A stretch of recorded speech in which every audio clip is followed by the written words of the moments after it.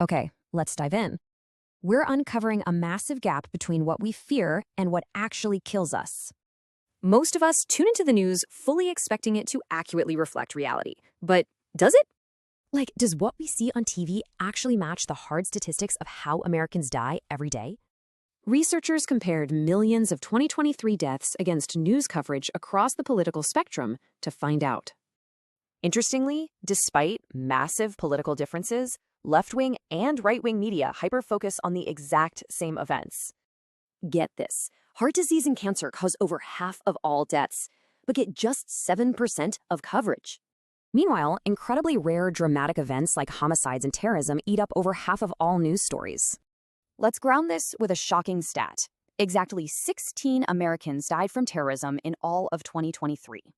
Yet, homicides get 43 times more news coverage than their actual share of national deaths.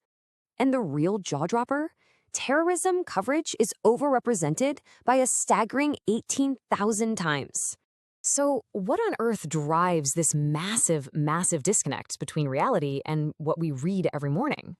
It isn't some evil plot, folks. By definition, the news exists to report on surprising, novel events. 2,000 Americans die from heart disease daily. Because it's so common, it never sparks a flashy headline. Plus, our own obsession with true crime and dramatic stories literally fuels this traffic-driven feedback loop. But hey, does this media bias actually matter? Why is ignoring these boring statistics so dangerous? Well, people hooked on local crime news are 3 times more likely to panic about their family's safety. This fear totally distorts reality. It makes us falsely pessimistic and blinds us to amazing long-term trends.